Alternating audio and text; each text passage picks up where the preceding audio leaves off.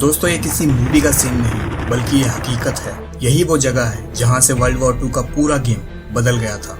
ये फोटो हमें हिटलर की क्रूरता बयां करती है। दरअसल जब नाज़ी सैनिक यहूदी लोगों को गैस चैम्बर में मारने के लिए ले जाते थे तब उन यहूदी लोगों को चैम्बर के बाहर अपने जूते निकाल कर जाना होता था।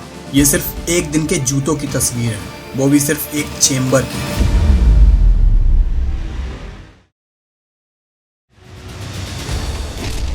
1 सितंबर 1939 को जर्मनी ने पोलैंड पर आक्रमण कर दिया और 3 सितंबर 1939 को फ्रांस और ब्रिटेन ने पोलैंड के सपोर्ट में जर्मनी पर आक्रमण कर दिया। देखते ही देखते ये ग्लोबल वॉर में बदल गया और आज हम सभी इसे वर्ल्ड वॉर 2 के नाम से जानते हैं। दोस्तों ये वीडियो वर्ल्ड वॉर 2 के इतिहास और उसके कारणों पर आधारित है। ऐसे माना जाता है कि नाज़ीवाद, हिटलर और जर्मनी ही वर्ल्ड वॉर 2 के कारण है। ये कुछ हद तक सही भी है, लेकिन ये पूरा सच नहीं है। फासिज्म और नाजिज्म के जन्म के पीछे कई ऐसे कारण हैं जिनके बारे में जानने पर ही हम पूरे सच पर आ सकते हैं, जिसने वर्ल्ड वॉर जैसे खतरनाक इवेंट को जन्म दिया। तो वीडियो शुरू करते हैं। जैसा कि हम जानते हैं, जर्मनी के पोलैंड पर आक्रमण के बाद फ्रांस और ब्रिटेन ने उस पर आक्रमण कर दिया और वर्ल्ड वॉर 2 का जन्म हुआ। देखते ही देखते यूरोप में लगी आग पूरे वर्ल्ड में फैल गई। जर्मनी, इटली, जापान और कुछ छोटे देशों ने मिलकर ब्रिटेन के खिलाफ एक्सिस फ्रंट बनाया और 1941 की शुरुआत तक उन्होंने बड़े हमले कर पूरे यूरोप, नॉर्थ अफ्रीका और ईस्ट अफ्रीका तक अपना कब्जा कर लिया। मिड 1940s में जर्मनी ने फ्रांस को कब्जे में करके अलाइज को झटका दिया। जापान ने 27 सितंबर 1941 में इस जंग को ज्वाइन किया और ये आंधी एशिया भी पहुंच गई। 22 जून 1941 में जर्मनी ने सोवियत संघ पर आक्रमण कर largest land theatre eastern front को शुरू किया, जो कि सबसे बड़ी गलती थी। इधर एशिया के पैसिफिक महासागर में तेजी से बढ़ रहे जापान ने पर्ल हार्बर पर अटैक कर गलती कर दी। सोवियत और पर्ल हार्बर के चलते जंग में सोवियत और अमेरिकन एंट्री हुई, जिसने पूरा गेम बदल कर रख दिया। जून 1942 के बैटल ऑफ मिडवे में जापान और 2 फरवरी 1943 को बैटल ऑफ स्टालिनग्रेड में सोवियत के हार से जर्मनी का डाउनफॉल शुरू हुआ। अलाइड पावर ने जर्मनी, फ्रांस और इटली को अपने कब्जे में कर लिया और इधर पैसिफिक महासागर में जापान को भी पीछे हटने पर मजबूर कर दिया। इटली में बेनिटो मुसोलिनी को मार दिया गया। अप्रैल 1945 में जर्मनी से अडोल्फ हिटलर की सुसाइड की खबर आई, जिससे जर्मनी ने भी ना चाहते हुए भी सरेंडर कर दिया। लेकिन जापान हार मानने को तैयार नहीं था, इसलिए अमेरिका ने उस पर 2 न्यूक्लियर अटैक किए, हिरोशिमा और नागासाकी। मंचूरिया में सोवियत का आक्रमण शुरू हुआ। जापान दोनों तरफ से घिर चुका था, उसके पास कोई रास्ता नहीं बचा और उसने भी 2 सितंबर 1945 में सरेंडर कर दिया। दोस्तों ये थी एक संक्षिप्त कहानी वर्ल्ड वॉर 2 की, लेकिन अब सवाल तो ये है कि लाखों लोगों को मारने वाला यह भयानक युद्ध हुआ क्यों?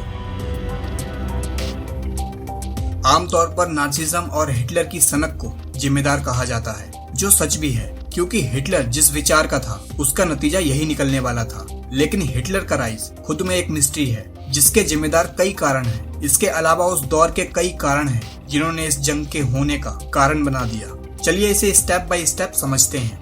What is the treaty of Versailles? हालांकि पोलैंड पर आक्रमण करना इस जंग के मुख्य कारण बने, लेकिन इस जंग के बीज उससे 20 साल पहले ही बोए जा चुके थे। 28 जून 1919 में पेरिस के पैलेस ऑफ वर्साइल्स में मीटिंग चल रही थी। वर्ल्ड वॉर 1 खत्म हो चुका था, जिसमें जीतने वाली 4 कंट्रीज यूएसए, यूके, फ्रांस और इटली ने एक पीस ट्रीटी साइन की। दोस्तों वैसे तो इसे पीस ट्रीटी कहा जाता है, लेकिन असल में इसका मकसद जर्मनी की किस्मत और फ्यूचर को निर्धारित करना था।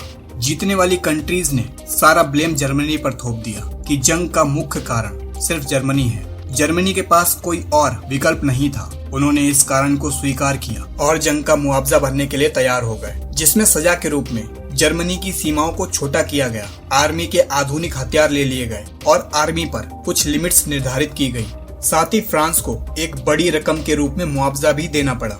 इसमें सबसे ज्यादा हार्श डिमांड थी फ्रांस के। इसके 2 मुख्य कारण थे। पहला ये कि फ्रांस जर्मनी का पड़ोसी मुल्क था और जर्मनी का राइज उसके लिए खतरा था। दूसरा ये कि जर्मनी के बाद सबसे ज्यादा इकोनॉमिक लॉस झेलने वाला देश फ्रांस था और वो चाहता था कि जर्मनी उसके लॉस के लिए पे करे।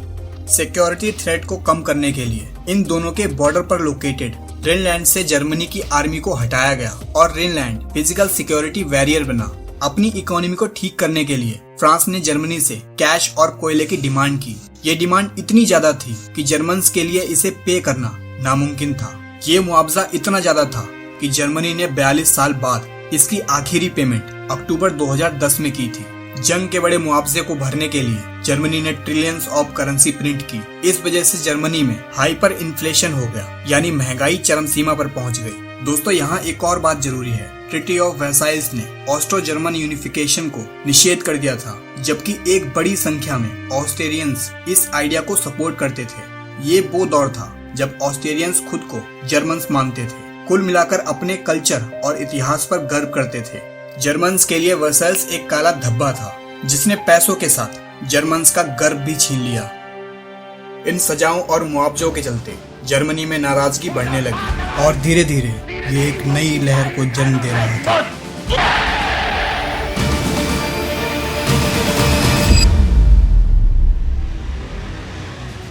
मिलते हैं नेक्स्ट वीडियो में।